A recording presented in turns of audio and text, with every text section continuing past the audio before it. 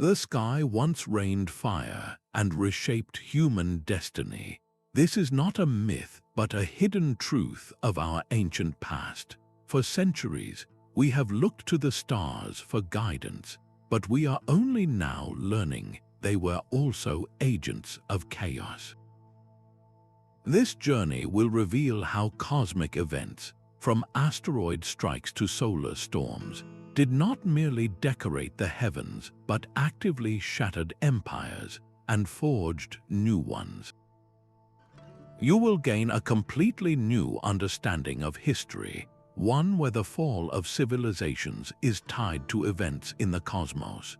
We will uncover the scientific evidence behind the destruction of Sodom and the global catastrophe of 536 AD. What truly caused the collapse of mighty Bronze Age kingdoms? How did a single year of darkness plunge the world into famine and plague? By the end, you will see the entire timeline of human history through a startling new lens.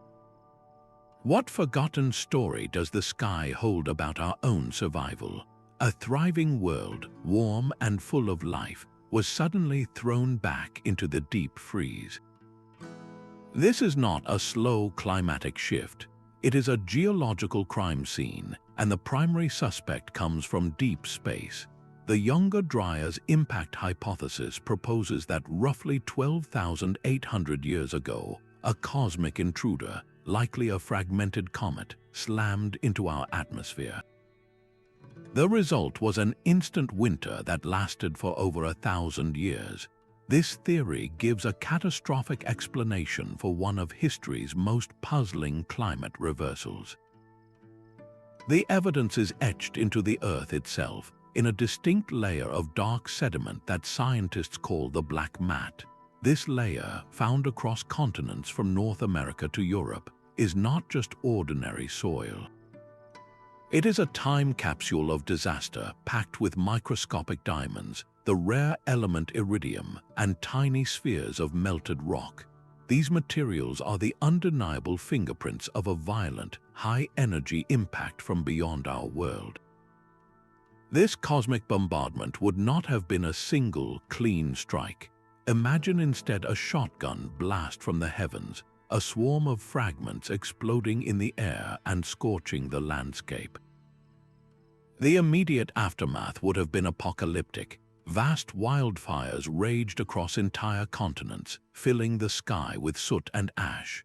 This blanket of debris blocked out the sun, creating a profound cooling effect, a nuclear winter long before nuclear weapons existed. In this new, frigid world, the giants of the Ice Age had no chance. Creatures like the woolly mammoth and the saber-toothed cat, which had survived for eons, vanished with startling speed. So too did the sophisticated Clovis people of North America, their distinctive stone tools disappearing from the archaeological record right at this black mat boundary. Their world was literally turned to ash. Human ingenuity, however, refused to be extinguished. Faced with the disappearance of their primary food source, the great herds of megafauna, surviving bands of humans were forced to adapt or die. They could no longer rely on hunting mammoths. They had to look closer to the ground to gather seeds, to nurture plants, to manage smaller game. This period of extreme crisis may have been the very crucible that forced humanity toward its greatest revolution, the dawn of farming. The catastrophic winter imposed by the sky might have been the brutal push that set us on the path to agriculture, to villages, and ultimately to civilization as we know it. The evidence continues to mount, revealing a planet under siege and a species forced to reinvent itself in the shadow of a cosmic disaster. 3,500 years ago, the island of Thera was a jewel of the ancient world. It was the dazzling heart of the Minoan civilization, a society so advanced and peaceful that its art showed no images of war. Their multi-story buildings had running water and intricate frescoes celebrated a vibrant life with the sea. Then, in an instant, everything ended. The mountain at the center of the island tore itself apart in a volcanic explosion of almost unimaginable power. This was not merely an eruption, it was a planetary event. The volcano ejected an estimated 60 cubic kilometers of rock and ash high into the stratosphere, a volume so vast it is difficult to comprehend. To put that in perspective, that is enough material to bury the entire island of Manhattan under a layer of ash more than 2 miles deep. The initial blast would have been heard across continents, a roar signaling the end of an era. But the true devastation was only beginning. The empty magma chamber under Thera collapsed into the sea, creating a caldera that instantly triggered a tsunami. This was not a normal wave, it was a towering wall of water, potentially hundreds of feet high, racing across the Aegean Sea at incredible speed. It smashed into the northern coast of Crete, just 70 miles away. The Minoan navy, the source of their economic power, was shattered. Their proud coastal cities and bustling ports were scoured from the map, pulled into the sea by the retreating water. Then came the ash, a choking, black snowfall of volcanic debris blanketed Crete and the surrounding lands. It buried fields, poisoned the soil, and blotted out the sun for weeks, perhaps months. Agriculture collapsed, leading to widespread famine. The sophisticated, seafaring Minoan civilization, which had dominated trade for centuries, was dealt a death blow not by any human enemy, but by the fury of the earth itself. Is it any wonder that this cataclysm echoes in one of our most enduring legends? The story of Atlantis, a powerful island kingdom that sank beneath the waves in a single day and night, was recorded by Plato over 1,000 years later. The parallels are too striking to ignore. A brilliant maritime empire lost to the sea in a geological instant. The archaeological site of Akrotiri on Thera offers a heartbreakingly intimate look at this lost world. Like its later Roman counterpart Pompeii, Akrotiri was frozen in time by the volcanic fallout. Here we find no contorted bodies in a panic, but a town carefully evacuated. We see beautiful frescoes of antelopes and fishermen, stacked clay pots ready for trade, and 3-story buildings preserved in stunning detail. It is a snapshot of a thriving society interrupted, a moment of peaceful daily life preserved right up to the edge of oblivion. The fall of the Minoans created a power vacuum in the Aegean that the more warlike Mycenaean Greeks were all too ready to fill. They absorbed what remained of Minoan culture and went on to create the legendary world of Agamemnon and the Trojan War. The course of Western civilization was fundamentally shifted by this single terrestrial explosion. Yet the memory of such events is not only carved into the earth or buried in ash. It is also written in the stars themselves, preserved in the sacred stories and celestial lore of our earliest ancestors. Long before telescopes, the great ziggurats of Mesopotamia served as platforms to the divine. Here, in the world's first true cities, the sky was not a backdrop but a living, breathing script. Astrologer priests, the most elite scholars of their day, spent countless nights tracking the wanderings of the stars, inscribing their movements onto damp clay tablets with meticulous care. One of the most extraordinary of these is the Venus tablet of Amasajuka. This ancient document, a copy made in the 7th century BCE, but preserving observations from the 17th century BCE, meticulously charts the appearances and disappearances of the planet Venus over a 21-year cycle. To the Babylonian Empire, Venus was not a mere ball of rock. It was the goddess Ishtar, a powerful and unpredictable deity of both love and war. Her movements were direct prophecies. When Venus shone brightly in the evening sky, it could signal divine favor for a military campaign. When it vanished from view, only to reappear as a morning star, it might foretell a change in kingship or a coming famine. This was not casual stargazing, it was state security. The celestial omens derived from these tablets were consulted by kings before every major decision, from launching a war to planting the royal harvest. A sudden comet, a prolonged eclipse, these were not just atmospheric events, they were the shouted words of the gods capable of toppling thrones. A stark example comes from an astronomical diary that recorded a lunar eclipse just before the fall of the mighty Assyrian capital, Nineveh, in 612 BC. To the besieged inhabitants and their attackers alike, the darkened moon was a clear and terrifying omen, a divine revocation of support for the Assyrian king. The city fell soon after, and the interpretation of that celestial event was seen as the cause as much as any invading army. This system of celestial interpretation was a complex and highly refined science of its time, a logical framework for understanding a chaotic world. The precise, long-term records kept by these ancient astronomers have provided modern researchers with an unexpected gift: a reliable clock for dating other ancient events with incredible accuracy.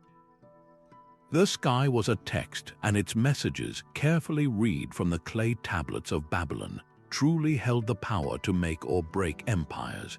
This profound connection between heaven and earth, between celestial signs and terrestrial power, was not confined to the river valleys of Mesopotamia. We find its echoes even in the stark, sun-baked deserts of the Near East. The story of Sodom and Gomorrah is one of fire falling from the heavens, a narrative of divine judgment that has echoed for millennia. But what if this was not just a parable, but a memory of a real and terrifying event? Recent excavations at el-Hammam in Jordan are revealing a scene of absolute devastation that matches the biblical description with chilling precision. Around 1650 BC, this thriving city was instantly obliterated by an intense heat so extreme it melted pottery into glass and turned mud-brick walls into vitrified slabs. The ground is littered with shocked quartz, a mineral that only forms under the immense pressure of a violent impact, and tiny diamonds created in the searing heat. These are the undeniable fingerprints of a cosmic airburst, a meteor or comet exploding just above the ground with the force of a nuclear bomb. The energy released would have been comparable to the Tunguska event in Siberia in 1908, which flattened 80 million trees over an area of 800 square miles. At el-Hammam, every structure within the city walls was instantly vaporized. The human body, composed mostly of water, would have flash boiled into nothingness. Then a superheated shockwave, rich in salts from the nearby Dead Sea, would have scoured the surrounding farmland, rendering it infertile for generations. This perfectly explains the biblical account of a land laid to waste by fire and brimstone. For the nomadic herders who witnessed this cataclysm from a safe distance, it would have been a sight beyond comprehension. How else could they process such absolute, instantaneous destruction except as an act of God?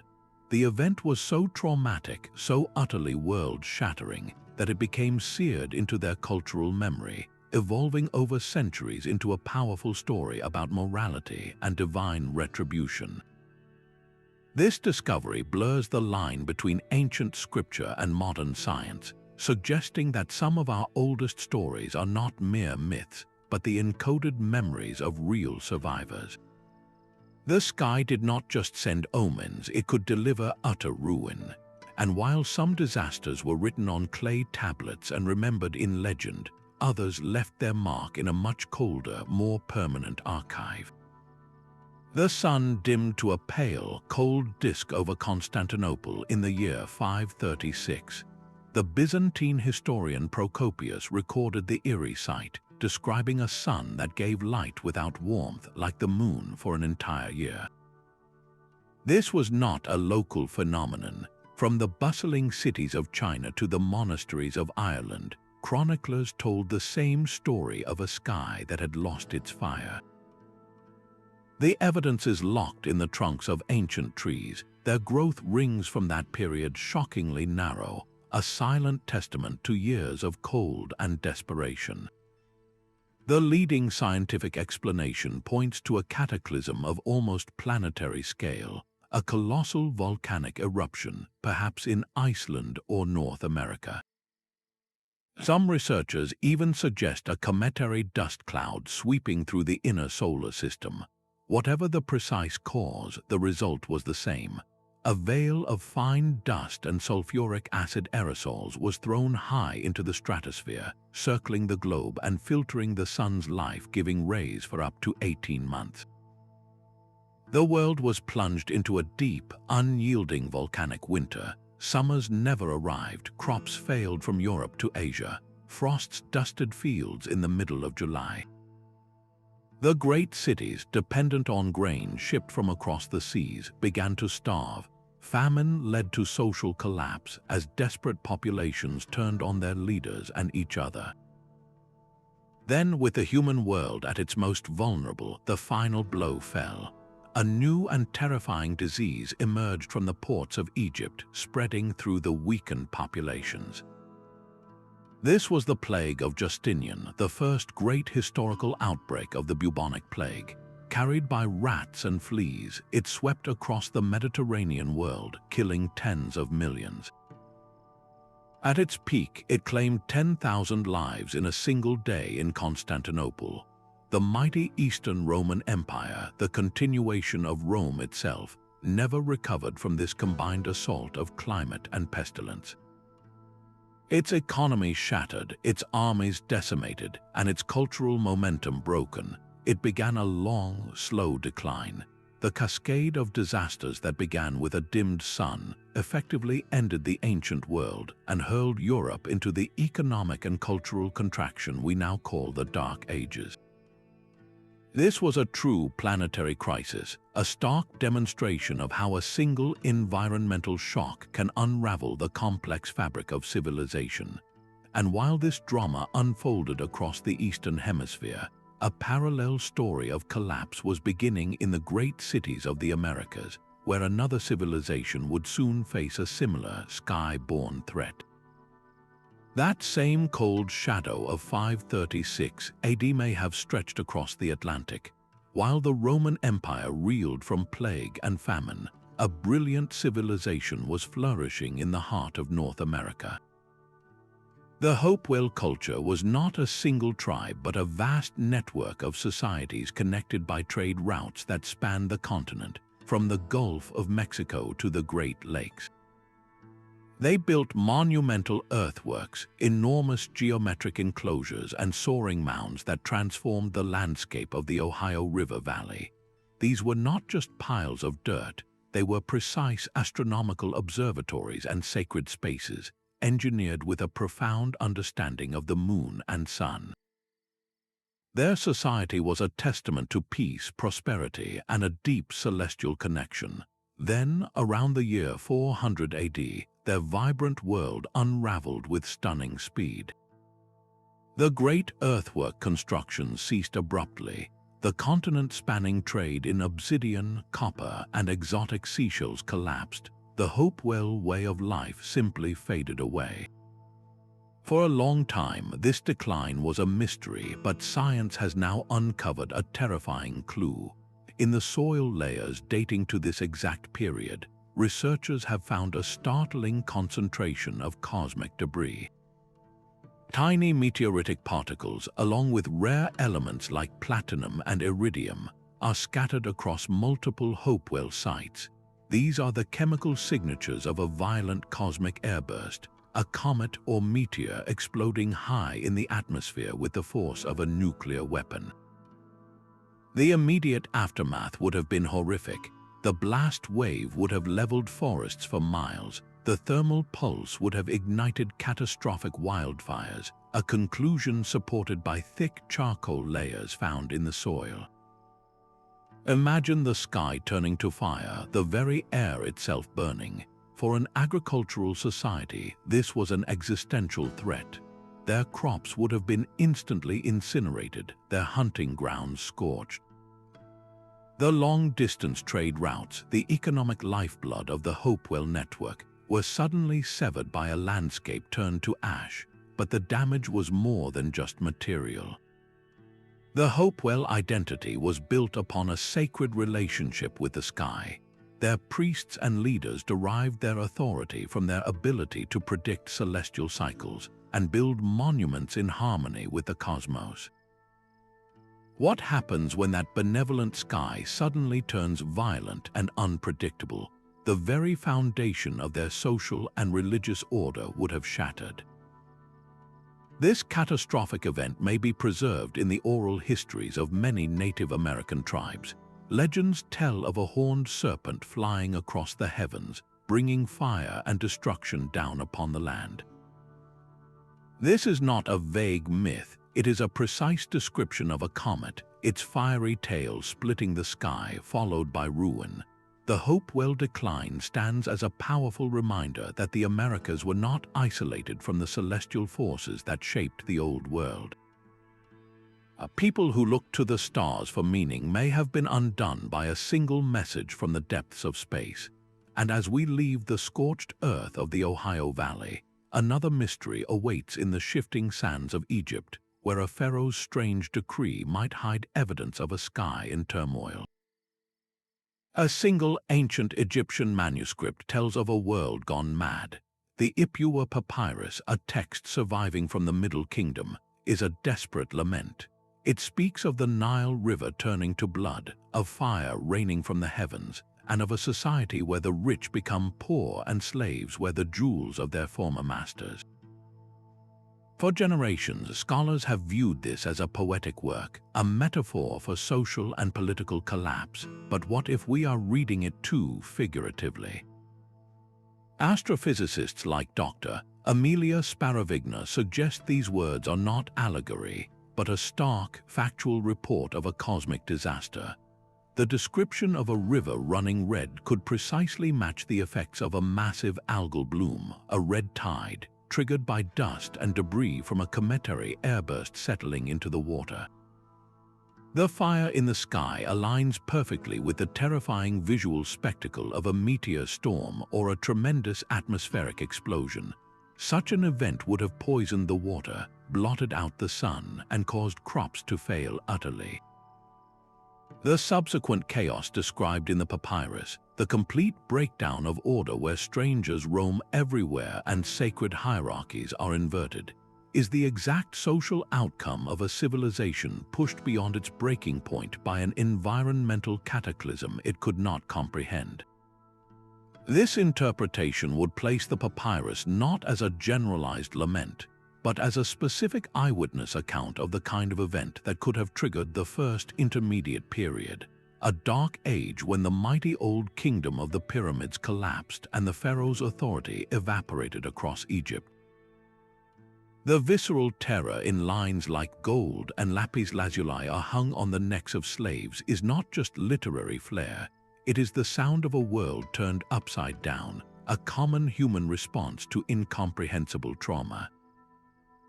This challenges us to read our oldest texts with new eyes, to hear in their most dramatic passages not the inventions of poets, but the raw, desperate testimonies of survivors.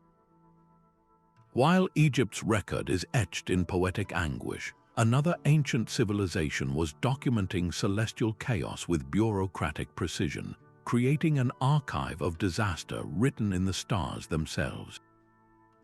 While Egyptian poets lamented a world on fire, imperial astronomers in China were keeping a cold, bureaucratic watch on the heavens. For over 2,000 years, the Chinese court maintained an unbroken tradition of celestial observation, creating the longest continuous astronomical record in human history.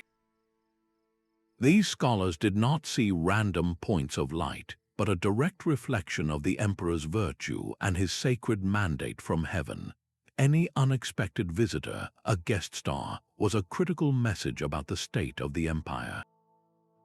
The most spectacular of these was the star that appeared in 1054 AD.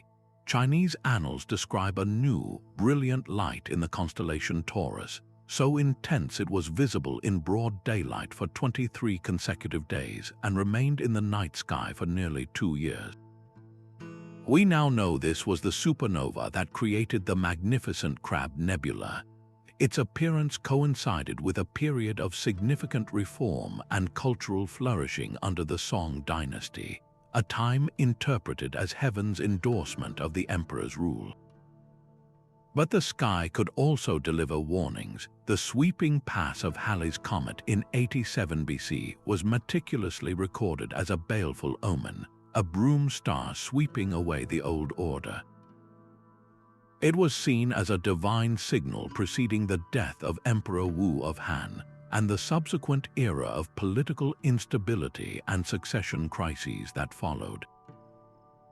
This was not mere superstition, it was a sophisticated system of astro-political intelligence. A negative celestial report could embolden rival factions, justify a rebellion, or force an emperor to issue a formal apology to heaven and change his governing policies. The imperial astronomers were, in effect, the world's first cosmic threat assessment agency, their detailed logs providing a robust chronological framework that still helps historians and astronomers pinpoint ancient events with astonishing accuracy. This worldview, where politics and the cosmos were a single interconnected system, reveals a profound truth about ancient power. The stability of an empire could hinge on the interpretation of a single point of light. This intricate dance between celestial events and earthly power was not unique to the Old World.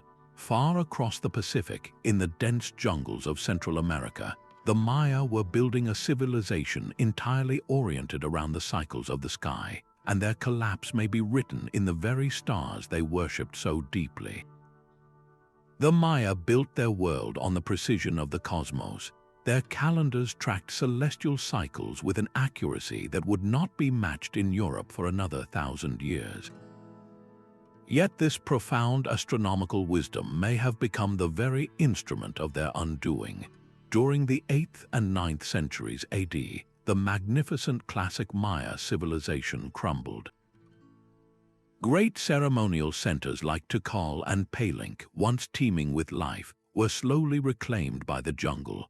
While a prolonged and severe drought is a primary suspect, a more sinister factor was at play in the timing of their final wars. Inscriptions on stone stelae reveal a chilling pattern of conflict known as a star war.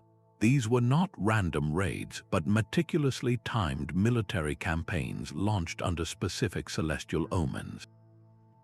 The planet Venus, as the war god Cahuil, was a primary trigger. When it appeared in a certain part of the sky, it was interpreted as a divine mandate for battle, a signal that the gods demanded blood and conquest. Imagine the pressure on a Maya king during a decade-long drought. With crops failing and water sources drying up, his people grow restless, his divine authority is questioned. Then his court astronomers report that Venus is entering the position of the war god. A star war prophecy is declared.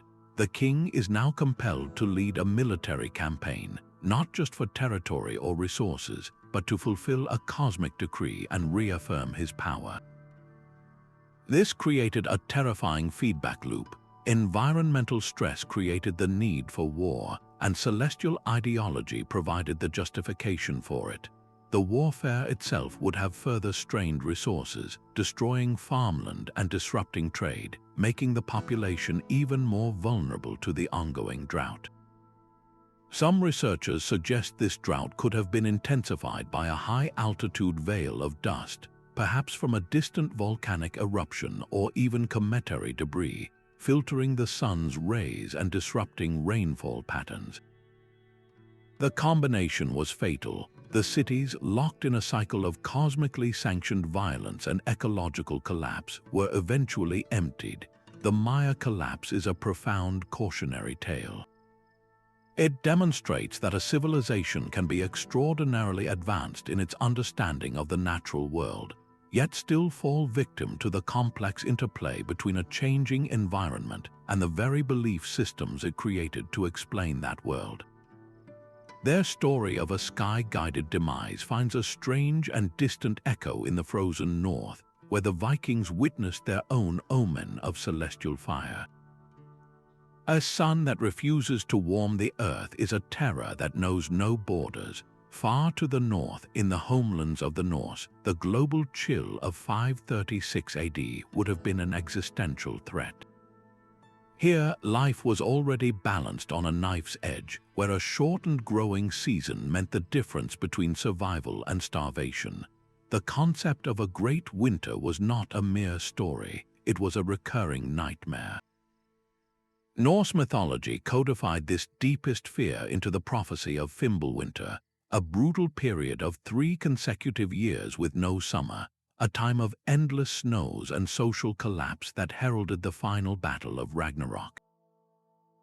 This was more than just a tale of gods and giants. It reads like a cultural memory of a real climatic catastrophe. The tree rings from ancient oaks in Scandinavia tell a silent, corroborating story, revealing a period of stunted growth exactly coinciding with the global dimming event. For a northern society, this would not have been a minor inconvenience. The failure of crops and the death of livestock would have triggered a desperate chain reaction. Entire communities would have been forced to move, to seek new lands or perish. This immense pressure from the north helps explain the great migrations of peoples like the Angles and Saxons to the shores of Britain, movements that themselves would reshape the map of Europe. The psychological trauma of a sunless sky, of a world locked in ice, was so profound that it was woven directly into the fabric of their identity, evolving over generations from a shared experience into an epic prophecy for the end of all things. It demonstrates with stunning clarity how a single environmental disaster, born from a volcanic eruption or a cosmic dust cloud, can echo for centuries in the stories a culture tells about itself, defining its understanding of both creation and destruction. From the icy realms of prophecy, our journey takes us to a different kind of end, one buried beneath the sun-scorched plains of the Indus Valley. The Indus Valley was a marvel of the ancient world. Its great cities, Mohenjo-Daro and Harappa, boasted the world's first urban sanitation systems, with standardized bricks and grids of streets that spoke of a powerful, centralized authority. This was a society of unparalleled order, a contemporary of Egypt and Mesopotamia that thrived for nearly 2 millennia. Then, around 1300 BC, it simply faded into silence. The cities were meticulously abandoned, not destroyed by war, leaving behind an undeciphered script and a profound historical mystery. While many point to a slow decline caused by shifting river patterns and climate change, the soil itself tells a more violent story. Geologist Dr. S.V. Murthy discovered a startling clue in sediment layers dating to the civilization's end: elevated levels of the rare elements iridium and nickel. These are not common to Earth's crust, they are the calling cards of cosmic visitors. This evidence points to a terrifying possibility: a massive airburst event over the nearby Thar Desert. Imagine a fireball brighter than the sun exploding high in the atmosphere, unleashing a shockwave of unimaginable force. The thermal pulse would have instantly ignited wildfires across the plains. But the real, long-term devastation would have been climatic. Such an immense injection of dust and water vapor into the upper atmosphere could have fundamentally disrupted the monsoon cycles. For the Indus people, the monsoon was everything. It was the reliable heartbeat of their agricultural year. If those rains failed, their carefully managed granaries would have emptied within a single growing season. What followed was not a sudden invasion, but a slow, grinding disintegration. The intricate trade networks that connected the cities broke down. The central authority that maintained those perfect grids and public baths lost its purpose and its power. People simply left the great urban centers, dispersing into smaller, more mobile villages, reverting to a simpler way of life. The haunting silence of their collapse is amplified by their unreadable script. We have no king lists, no epic poems of their downfall, no lamentation like the Ipuwer papyrus. We only have the physical evidence of abandoned streets and the chemical fingerprints of a potential catastrophe written in the earth. This silent, non-military collapse forces us to reconsider the fragility of even the most organized societies. A civilization that mastered water and urban planning could not defend itself against a threat from the sky. Yet, from the ashes of such collapses, humanity has always demonstrated a remarkable capacity for reinvention, forging new worlds from the lessons of the old. Chaos reigned across the ancient Near East in the 7th century BC. The once invincible Assyrian Empire was fracturing, its cities sacked and its power evaporating.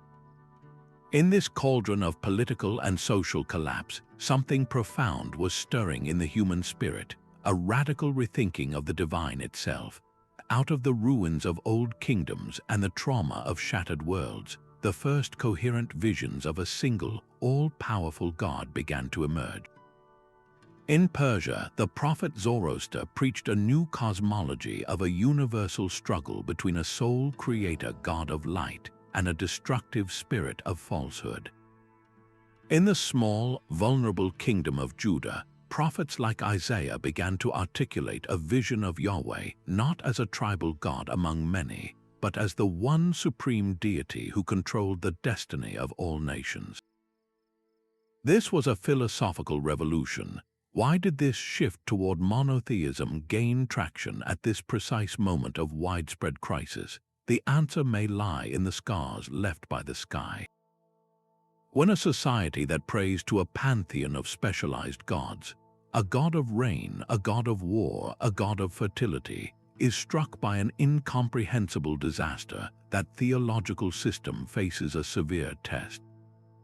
If the storm god is appeased and the harvest goddess is honored, why does fire still fall from heaven? Why does the sun vanish for a year? The old explanations no longer hold. A single, catastrophic event from the cosmos could shatter faith in a committee of squabbling deities. It is far more psychologically coherent to interpret such a world-shattering event as the deliberate act of one supreme, transcendent will. The chaos is not random, it is judgment. The fire is not a whim, it is a message. This shift reframed human suffering, giving it a moral or cosmic purpose within the plan of a single divine architect. The trauma of events like the destruction of Sodom, preserved in collective memory, or the global dimming of 536, which would have been felt as a regional climate anomaly, provided the fertile ground for this new idea to take root. The sky was no longer a chaotic realm of competing spirits, but the unified domain of one God whose power was absolute. In this light, the cosmic catastrophes that toppled empires may have indirectly forged the very bedrock of the world's major monotheistic faiths. This demonstrates a startling truth that our most profound philosophical and religious ideas can be forged in the fire of physical events. One culture, however, did not just preserve this idea in scripture, they carved a precise record of a specific celestial warning into stone for all time. A forest in southeastern Germany suddenly vanished in a flash of light. This is not speculation, but the geological record of the Chiemgau impact, a cosmic catastrophe that struck Bavaria sometime between 1800 and 400 BC. The ground here is littered with evidence, from a sprawling field of elliptical craters to strange, melted rocks that could only have formed under the intense heat of a massive airburst. The energy released would have rivaled a nuclear bomb, instantly incinerating thousands of square miles of ancient woodland and every settlement within it. This disaster unfolded during the height of the Hallstatt culture, the sophisticated Proto-Celtic society that dominated Central Europe. For these people, the sky did not just send an omen, it actively declared war. The psychological and cultural impact of such an event is almost impossible to overstate. How would a society process the utter annihilation of their homeland, a fire from the heavens that left behind only a scarred, smoldering landscape? It is deeply plausible that the raw trauma of this day was woven into the very fabric of emerging Celtic mythology. The epic tales of gods like Tyrannes, the master of thunder and lightning, battling foes across the sky, could be distant, mythologized echoes of a real cosmic battle that once raged over their ancestors' heads. Stories of great fires descending from the heavens, common in many Celtic traditions, may not be mere allegory but the preserved memory of a genuine, world-ending terror. The Chiemgau event stands as a powerful testament that cosmic impacts were not just rare, global extinction-level events. They were also local, brutal, and deeply personal disasters that could erase a culture from a map in an instant.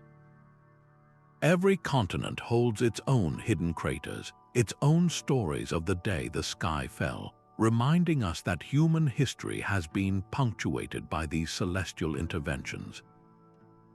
And while one region in Germany bore witness to its own private apocalypse, a different kind of global record was being written, locked in the silent, accumulating ice at the very top of the world. Deep within the ice sheets of Greenland and Antarctica, a silent witness confirms a global cataclysm. Core samples pulled from these frozen archives reveal a staggering spike of sulfuric acid, deposited in the year 1628 BC. This chemical scar points to a single, terrifying source, a volcanic eruption so immense it polluted the entire planet's atmosphere. The prime suspect is Iceland's volcano Hekla 3. Its explosion would have hurled millions of tons of fine ash and reflective sulfur aerosols high into the stratosphere, where winds carried them around the globe. These particles acted like a vast, invisible shield, reflecting sunlight back into space and plunging the world into a period of abrupt and prolonged cooling.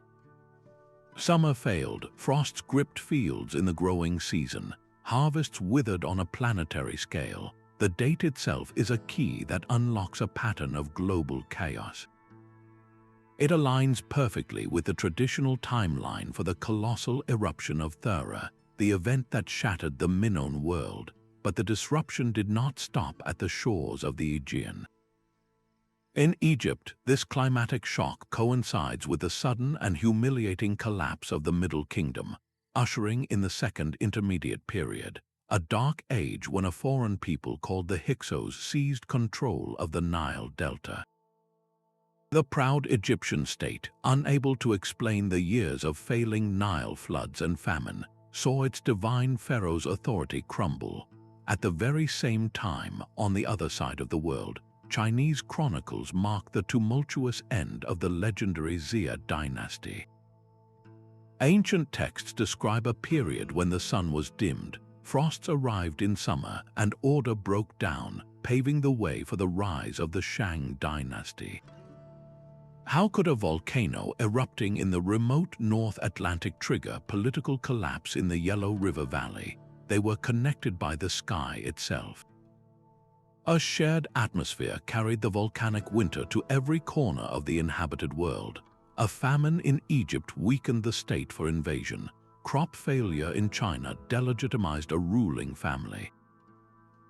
This was the first truly globalized event, a planetary stress test that revealed the profound vulnerability of every early civilization to a single point of failure in the climate system. When the story of a dimmed sun and social chaos appears in the records of Egypt, China, and the Mediterranean simultaneously, it is not a coincidence. It is a single event seen through different cultural lenses. This forces us to ask a radical question. Could the great floods, the fires from heaven, and the years of darkness that populate our oldest myths be more than just stories? Could they be the encoded historical records of these global catastrophes, passed down by survivors who witnessed the very sky falling?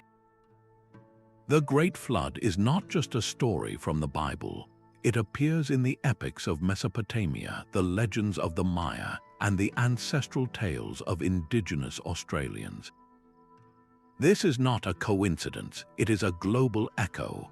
Scholars like Dr. Bruce Mass propose that these are not mere myths, but a form of paleoscience, the long-term memory of our species encoded in story. When the last ice age ended, vast ice sheets melted and sea levels rose hundreds of feet, swallowing coastlines and entire landmasses for generations. The memory of those relentlessly rising waters, of a world forever changed by the drowning of familiar lands, was so traumatic it was seared into the collective human psyche, emerging again and again as the story of a divine deluge. But floodwaters were not the only terror remembered. The Greek myth of Phaethon is a hauntingly precise account. The boy Phaethon begs to drive his father's chariot, the sun, across the sky. He loses control, flying too low and scorching the earth, setting the world aflame before Zeus strikes him down with a thunderbolt.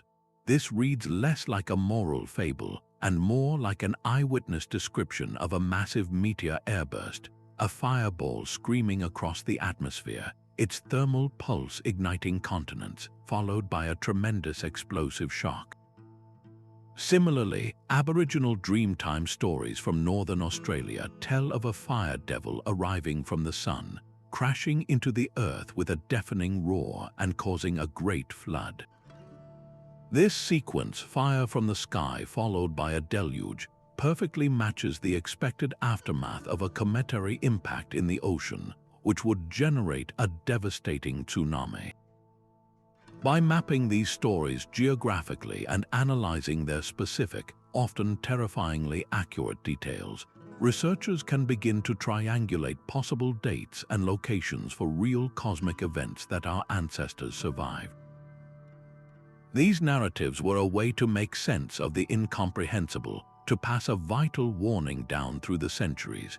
Treating myth as paleoscience opens a vast new archive of data, transforming our oldest stories from fanciful tales into the survival logs of humanity. This convergence of science and ancient lore finds one of its most compelling cases not in a myth, but in a biblical event that archaeology may have finally uncovered. The plagues of Egypt read like a checklist of geological disasters, water turning to blood, days of impenetrable darkness, and hail mixed with fire raining from the heavens. These are not just divine punishments in a sacred text, they are also a precise description of the aftermath of a colossal volcanic eruption. The cataclysm at Thera, just a few hundred miles to the north, offers a startlingly literal explanation for the biblical narrative. Geologist Dr. Barbara Seivertson has meticulously mapped the potential connections. The volcanic ash cloud, thick enough to blot out the sun for days, would have created that palpable darkness, a gloom so deep it could be felt. The famous River of Blood could have been a massive toxic algal bloom, a red tide triggered by volcanic ash fertilizing the Nile and the fire and hail. That aligns perfectly with the terrifying spectacle of volcanic lightning arcing through the ash plume and lightweight pumice stones falling from the sky like burning hail. The sequence of events described in Exodus mirrors the cascading consequences of a single, massive natural disaster. The timing, however, presents a puzzle. The scientific dating for the Thera eruption centers around 1600 BC, while many biblical chronologies place the Exodus closer to 1300 BC. This 300-year gap is a significant hurdle for a direct historical link. Yet, the power of this comparison is not necessarily in proving the Exodus happened exactly as written. Its true value lies in revealing a profound process of cultural memory. A disaster of Thera's magnitude would have been a generational trauma. its story told and retold for centuries by travelers and traders across the Mediterranean. The raw, terrifying phenomena of that event, the unnatural darkness, the poisoned waters, the sky raining fire, could have gradually woven themselves into the foundational story of a people, becoming the dramatic plagues that demonstrated their God's power over the greatest empire on earth. The story, whether historical or theological, gains a powerful new dimension when viewed through the lens of a planet in turmoil. It shows us how real, earth-shattering events can provide the raw, physical material for our most enduring miracles. From the Mediterranean, we voyage to the remote islands of the Pacific, where another culture recorded a celestial event of staggering proportions. The seabed off New Zealand hides a ghost crater. Beneath the Tasman Sea, a 15-mile-wide depression known as the Mahuika Crater points to a cosmic impact in the 15th century, an event that left its mark not just on the ocean floor, but in the memory of a people. This was not a quiet event. Giant chevron-shaped dunes, massive sand formations driven far inland, still line the coasts of Australia and New Zealand, their very shape screaming of a colossal wave. Researchers like Professor Dallas Abbott see this as the signature of a mega tsunami, a wave generated when a comet fragment slammed into the ocean with unimaginable force. The geological evidence paints a terrifying picture, but it is the human story that gives it life. For the Maori, this cataclysm was the work of the fire goddess Mahuika. Their oral traditions, passed down with meticulous care for over 500 years, describe a time when she sent towering fires sweeping across the sky, a celestial inferno that devastated coastal settlements and set the world ablaze. The legend is not a vague myth. It is a precise account of a comet's atmospheric explosion and the subsequent fireball that would have scorched the land. The timing of this impact is critical. It occurs just before the era known in Maori tradition as the Great Fleet, a period of renewed and organized migration to Aotearoa, the land we now call New Zealand. Is this a coincidence or a consequence? A disaster of this magnitude would have utterly destroyed existing coastal communities, shattered food sources, and disrupted social hierarchies. The survivors, faced with a world remade by fire and water, would have been forced to reorganize, to establish new settlements, and to forge a new societal order. The Great Fleet may represent this very rebirth, a cultural reset triggered by a sky-born catastrophe. This is a stunning validation of oral history. The Maori did not have written records, but they preserved the truth of the event in a form that could survive centuries, proving that our oldest stories can be accurate records of real, world-altering events. While the memory of Mahuika was carried in song and story, another ancient civilization was building its cosmic record in stone, embedding a warning from the stars directly into the foundations of their sacred cities. These stone giants are a testament to human ingenuity born from cosmic fear. Across the globe, our ancestors raised colossal structures that served a dual purpose, as places of worship and as precise astronomical calculators. The Great Circle of Stonehenge captures the exact rising sun on the summer solstice, framing it in a perfect stone window. On the other side of the world, the Maya built the caracol, a unique round tower with narrow slots carefully aligned to follow the dramatic appearances and disappearances of Venus. Even the Great Pyramid of Giza, a tomb for a pharaoh, is engineered with almost impossible precision, its sides aligned to the 4 cardinal directions with an error of less than a fraction of a degree. This was not just about marking time for planting crops. It was about rebuilding a relationship with a sky that had once turned against them. After the trauma of a cosmic winter or a fireball from heaven, the predictable rhythm of the stars and planets became a source of profound comfort. By building monuments that mirrored these orderly celestial cycles, priests and kings were essentially taming the chaos. They were creating a permanent, earthly guarantee that the sun would return after the shortest day, that Venus would follow its prescribed path. This knowledge was power, a power tightly held by the ruling elite. The very act of constructing these monuments, requiring the coordinated labor of thousands, reinforced the social order. The king who could predict an eclipse or the solstice was not just a political leader, he was a mediator between humanity and the gods of the sky. He offered the one thing everyone desperately wanted, a promise that the sky would not fall again. This profound need to understand the mechanics of the heavens, to read the sky as a divine blueprint, marks the very dawn of systematic observation, the first step on the long road to modern science. A comet's appearance once froze entire kingdoms with terror. It was a divine warning, a tear in the perfect fabric of the heavens, a sign that the gods were angry.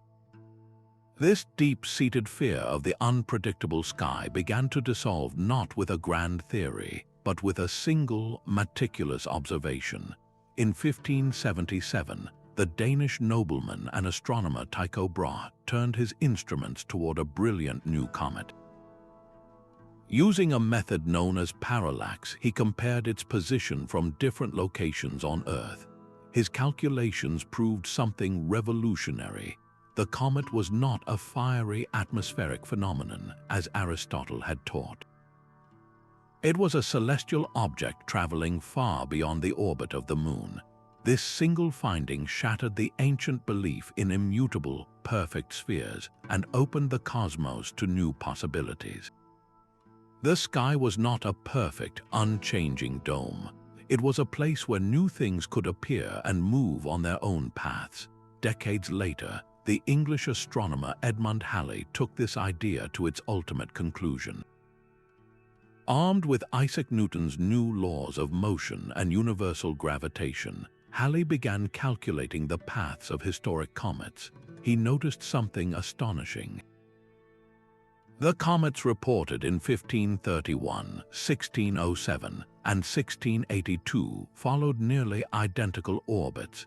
He realized these were not three different objects, but a single comet returning to the inner solar system on a predictable 76-year schedule. In 1705, he published his audacious prediction, staking his reputation on the comet's return in 1758. He did not live to see it, but when the comet reappeared right on schedule, it was a triumph for the ages. The most potent symbol of divine wrath had been tamed by mathematics. A harbinger of doom was now a clockwork traveler, its journey governed by the same physical laws that guided a falling apple. This was more than a scientific victory. It was a profound psychological shift for all of humanity. The cosmos was no longer a realm of mysterious omens, but a system that could be understood, measured, and predicted. This intellectual journey from superstition to science was built upon the very observations we have explored, the ancient records of celestial events that first sparked our need to comprehend the sky. The fear of the sky falling was gradually replaced by a relentless desire to understand its mechanics. What does this hard-won knowledge mean for us today, as we look up at the same stars that witnessed the fall of empires? Our past is a catalogue of celestial near misses. The same cosmic forces that shaped ancient history are still at work today, and the evidence is written in the craters of our solar system. The most famous of these, the Chicxulub crater buried under the Yucatan Peninsula, is 100 miles wide. The asteroid that created it did not just end the reign of the dinosaurs, it reset the entire evolutionary clock for our planet. That scale of impact is thankfully rare, occurring over millions of years, but smaller, more frequent events are a clear and present danger. In 1908, a relatively small object, perhaps no larger than a suburban house, exploded in the atmosphere over Tunguska, Siberia. The airburst released energy equivalent to a large nuclear weapon, flattening 80 million trees across 800 square miles of remote forest. Had that explosion happened just a few hours later, it would have completely obliterated a city like London or Paris. This is not a theoretical risk, it is a matter of timing. We now understand that civilization-ending impacts are incredibly rare, but civilization-disrupting events are not. The stories we have uncovered are not isolated. The destruction of tall el-Hammam, the collapse of the Hopewell culture, the fiery legend of Mahuika, each one represents a Tunguska-level event that happened to strike an inhabited landscape. These were local apocalypses. Today, with our globally connected and densely populated cities, a similar strike would trigger an economic and humanitarian crisis of unimaginable proportions. This is why the ancient record is so vital. It provides the long-term data that proves these are not freak occurrences, but part of a recurring pattern of cosmic bombardment. Recognizing this pattern has spurred a new scientific discipline, planetary defense. Agencies like NASA are now methodically scanning the skies, cataloging near-Earth objects. Their goal is to find and track every asteroid and comet that could pose a threat, giving us the one thing our ancestors never had, a warning, but finding them is only the first step. The ultimate goal is to develop the technology to deflect a dangerous object, to nudge it off a collision course. Our ancestors could only watch the fire fall from the sky and pray to their gods. We have the potential to see it coming and to actually do something about it. This modern context transforms our entire inquiry. The fallen empires and shattered cultures are no longer just historical mysteries, they are case studies in planetary vulnerability. Their stories are the ultimate warning, written across millennia, urging us to look up and take responsibility for our own future. To read this ancient warning, however, we need to understand the precise scientific methods that allow us to decode the evidence. These tiny fragments of glass are the silent witnesses to ancient apocalypses. Tektites form in the heart of a cosmic catastrophe, when a comet or asteroid strikes the Earth with such force that it instantly liquefies the bedrock. This superheated molten rock is then hurled high into the upper atmosphere, where it spins and cools into beautiful, otherworldly shapes before raining down hundreds of miles away. Finding a field of these glassy objects is like finding the scattered shot from a cosmic shotgun blast, allowing scientists to trace the path of destruction back to its source. One of the largest of these, the Australasian strewn field, blankets 10% of the Earth's surface from Indochina to the southern Indian Ocean, marking the site of a massive impact just 800,000 years ago. Even more pervasive are microspherules, microscopic droplets of vaporized rock and metal that can travel around the globe. When scientists find a distinct layer in the soil or ice packed with these tiny spheres, they have found a timestamp of a single, violent day in deep history. Perhaps the most famous of these cosmic fingerprints is the element iridium. This heavy, platinum-like metal is exceedingly rare in the Earth's crust, but it is common in asteroids and comets. A sudden, global spike of iridium in the geological record is a dead giveaway for an extraterrestrial impact. This was the crucial evidence that helped identify the Chicxulub impact as the culprit behind the dinosaur extinction, creating a thin, dark line in rock formations all over the world known as the KT boundary. But the most definitive proof lies in the crystal structure of the minerals themselves. Shocked quartz is a form of the common mineral that has been subjected to pressures found only in nuclear explosions or cosmic impacts. Under a microscope, it reveals a stunning, lace-like pattern of parallel lines, a permanent deformation that screams of instantaneous, unimaginable force. By combing through ancient soil layers and ice cores from Greenland to Antarctica, researchers can now assemble a precise chronology of these events. They sift through the dust of ages looking for these microscopic calling cards, the tektites, the microspherules, the iridium, and the shocked quartz, to build an undeniable case. This is forensic geology at its most profound, turning the whispered warnings of legend into hard, physical data. The tools of modern science have become our time machine, allowing us to hold the very evidence of the sky falling in the palm of our hand. This physical proof from the ground is powerfully corroborated by another record, one written in the very climate of our planet. These frozen cylinders of ancient ice hold the very breath of past atmospheres. When scientists drill deep into the glaciers of Greenland and Antarctica, they are not just collecting ice, they are opening a time capsule. Each annual layer, compressed over millennia, traps tiny bubbles of air, volcanic ash, and cosmic dust, creating a perfect record of the global climate in that specific year.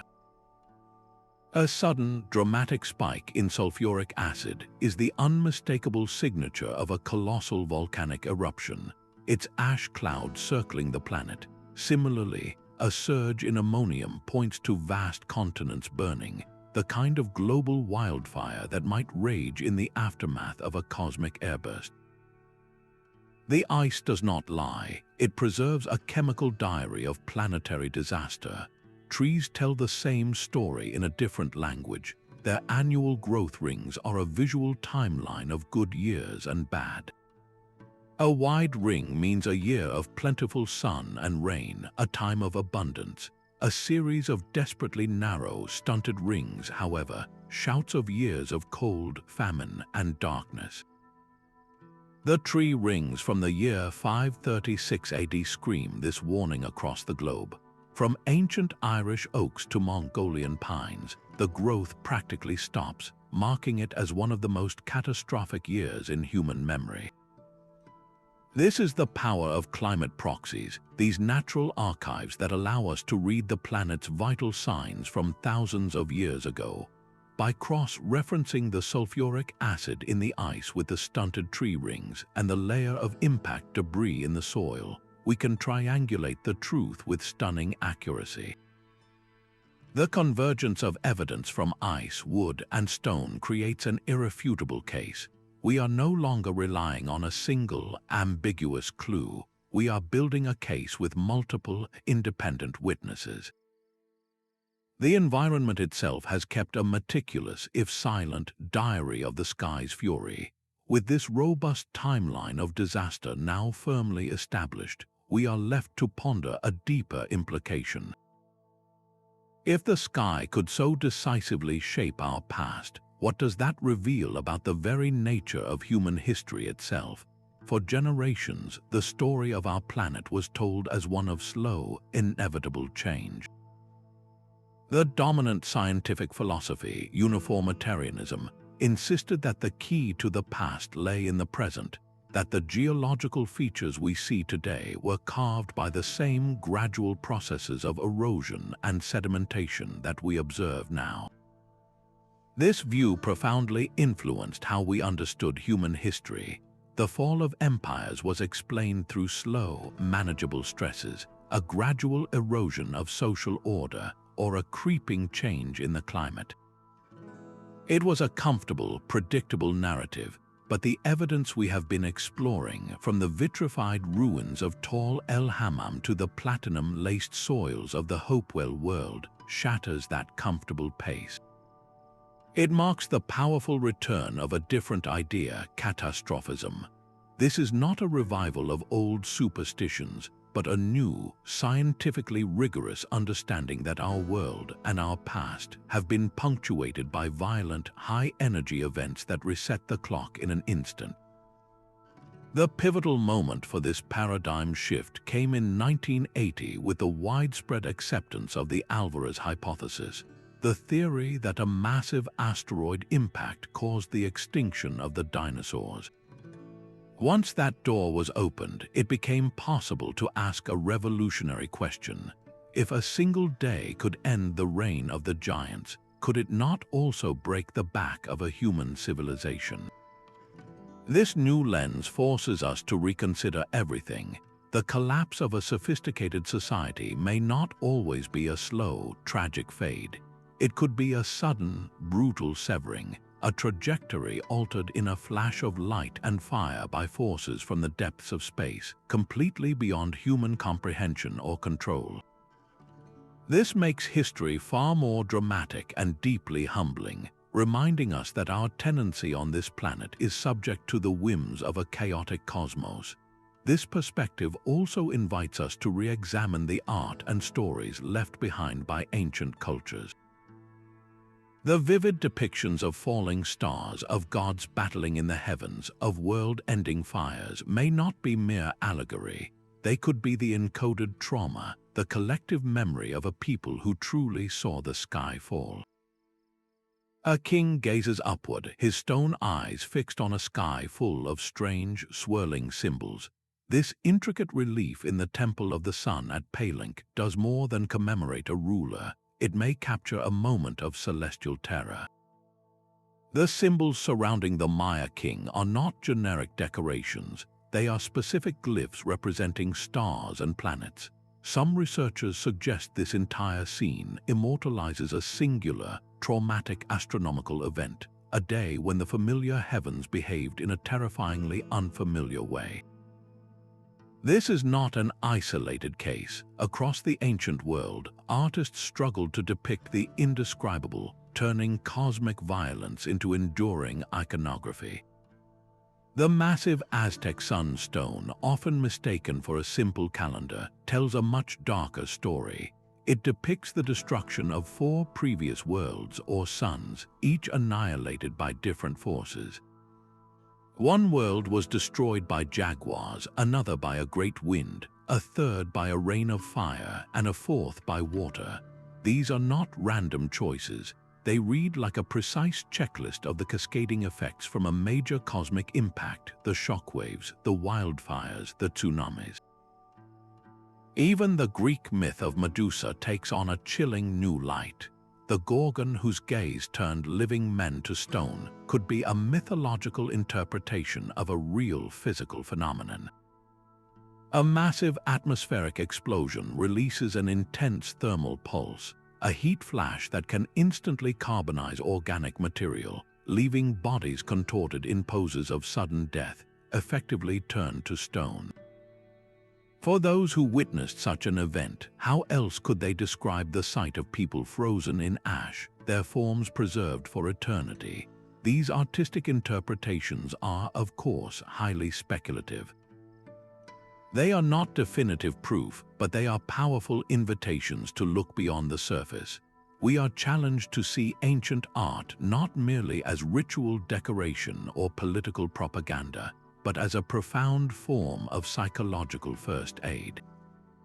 In the wake of an incomprehensible disaster, the human mind seeks to process the trauma, to give the chaos a name and a form. By carving the cataclysm into stone, our ancestors were attempting to tame the terror, to integrate the world-shattering event into a narrative they could understand and pass down. These works become our most direct, most visceral connection to the fear and awe of people who truly believed they had witnessed the end of their world. They are the silent screams from the past, etched in rock and legend. While art captures the emotion of catastrophe, modern science is now building a global shield against a repeat of that ancient trauma. From the silent archives of ice and stone, we now turn to the silent gaze of orbital eyes. Satellites circling high above the Earth are rewriting the map of ancient catastrophe. Their cameras can detect subtle variations in vegetation and soil moisture, revealing the ghostly outlines of massive craters long since buried by sand or jungle. These structures, eroded over millennia and invisible from the ground, become starkly clear from the perspective of space, especially in the flat expanse of deserts or the dense, unbroken canopy of rainforests. It is a view our ancestors could never have conceived, allowing us to see the scars they could only feel, another technology, LiDAR, is peeling back the leafy veil of time. LiDAR, which stands for light detection and ranging, works by firing millions of laser pulses from an aircraft toward the ground. These pulses penetrate the smallest gaps in forest cover, bouncing back to create a fantastically detailed, three-dimensional map of the bare earth. While it has famously revealed lost Mayan cities and sprawling ceremonial complexes, it is now being trained on a different kind of mystery. LiDAR can identify the faint, circular depressions, the subtle ripples in the landscape, and the telltale radial patterns that hint at a violent, high-energy impact. It is as if we are dusting for fingerprints on a continental scale. The suspected Mahuika crater off the coast of New Zealand was first identified through a similar method, bathymetric mapping, which uses sound waves to chart the contours of the seafloor and uncovered that 15-mile-wide depression. Together, these tools allow scientists to conduct a planetary survey from the air, scanning vast and inaccessible regions quickly and without ever breaking ground. This non-invasive approach is leading to a quiet revolution, with new candidate impact sites being proposed almost every year. Each discovery is another data point, another confirmed strike in the long-term bombardment of our planet. As our global database of craters expands, it solidifies a startling realization. These civilization-altering events are not once-in-a-million-year anomalies. They are a recurring feature of human history. We are effectively running a planetary cold case investigation, using 21st century technology to crack mysteries that are thousands of years old. The detective work is relentless and full of surprises, forcing us to constantly reassess the risks we face from a seemingly tranquil sky. A simple number can now define our cosmic anxiety. The Torino scale transforms the vast, unknowable threat of an asteroid impact into a clear, communicable metric, a 0 to 10 system for gauging danger. A rating of 0 means an object poses no hazard, perhaps a small meteor destined to burn up harmlessly in the atmosphere.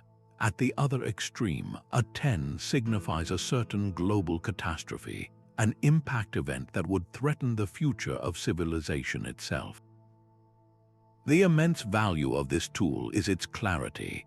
It allows astronomers to convey complex risk assessments to the public and to policymakers without resorting to frightening superlatives or technical jargon, preventing unnecessary panic while still highlighting genuine threats. The very creation of this scale is a monumental shift in human consciousness. It is a direct product of the painful lessons learned from the scorched earth of tall el-Hammam and the silent, platinum-laced fields of the Hopewell. We have finally looked at our own history and accepted the evidence that the sky can and does fall. This acceptance has fueled action, moving us from passive observation to active defense. We are no longer mere spectators. The successful DART mission, which deliberately crashed a spacecraft into a small moonlet to alter its orbit, stands as a profound declaration. We have proven that we can nudge a celestial object, that we are no longer powerless against the same forces that once shattered ancient empires. The stories of Sodom and Thera are no longer just archaeological curiosities or religious parables. They have become the foundational case studies for a new era of cosmic stewardship. We are the first generation in human history that can look at the craters of the past and not see only fate, but a warning we have the technology to heed. This hard-won knowledge connects the trauma of our deepest past directly to the promise of our potential future, empowering us to become active guardians of our world. This entire journey through fallen skies and shattered civilizations forces a final, sweeping question. What does it truly mean for our understanding of history when we accept that the cosmos is an active participant in the human story? The walls between our academic disciplines are crumbling. For centuries, the study of human history and the science of astronomy have progressed on parallel tracks, rarely touching. One chronicled the rise and fall of empires, while the other mapped the silent dance of celestial bodies. We now see that these tracks were never truly separate. They were destined to collide. The sheer weight of evidence demands a new way of seeing our past, a synthetic approach we might call astrohistory. This is not about replacing complex social and economic explanations with a simple catastrophe theory for every ancient mystery. It is about adding a crucial, missing layer to the narrative. The sky has been an active and occasionally hostile player on the historical stage. Think of the great pivot points of human development. The fall of Bronze Age empires, the desperate migrations of entire peoples, even the birth of revolutionary religious ideas like monotheism. Can we truly understand these upheavals without considering the possibility of a darkened sun, a river turned to poison, or a firestorm from the heavens? These cosmic interventions inject an element of profound randomness and scale into our story. The rise of Western civilization, for instance, was likely facilitated by the power vacuum left when mighty Bronze Age kingdoms like the Minoans and the Hittites collapsed. That collapse itself may have been triggered or dramatically worsened by the Thera eruption and the global climatic chaos that followed. Our human chronicle is no longer just a record of kings and conquests, of treaties and taxes. It is also a story written in the narrow rings of ancient trees, in the subtle spike of iridium in the soil, and in the terrified gaze of the first astrologer priests who saw a comet and warned their king. This enriched narrative is both more terrifying because it acknowledges forces entirely beyond our ancestors' control, and more awe-inspiring because it reveals the incredible resilience of the human spirit in the face of cosmic indifference. Our past is not a sheltered terrestrial affair. It is, and always has been, a planetary story, intimately connected to the wider cosmos. What is the ultimate meaning of discovering that our history was written not only on parchment and stone, but also in the stars? The evidence is now overwhelming, a tapestry woven from countless different threads of human knowledge. Geology, archaeology, climatology, and mythology no longer tell separate stories. They converge on a single, startling truth that our planet has been periodically tested by the cosmos. From the global winter of the Younger Dryas that may have pushed us toward farming, to the localized fire that obliterated Sodom and seared itself into scripture, these events have been the ultimate agents of change. They are the wild card in the deck of human history, the unpredictable X-factor that collapses old orders and brutally forces new adaptations. This cosmic perspective does not diminish our ancestors' achievements. It makes their survival all the more remarkable. They endured planetary winters and skies of fire, and from that trauma, they forged new ways of living, new understandings of the divine, and new civilizations from the ashes of the old. Their stories are not just about kings and conquests. They are about the very stars under which they lived and died, and the profound resilience required to rebuild when those stars seemed to turn against them. This exploration fundamentally challenges our place in the universe. We are not separate observers in a safe, terrestrial bubble. We are participants in a dynamic and sometimes dangerous cosmic environment, a reality our ancestors understood instinctively and that we are only now rediscovering through science. As we look toward the future, this knowledge should not paralyze us with fear. Instead, it must empower us. We are the first generation to hold the hard-won wisdom of the past in one hand and the promising tools of planetary defense in the other. The sky may have fallen before, but with continued vigilance and scientific courage, we can ensure it does not have to fall again. Thank you for joining this journey through time.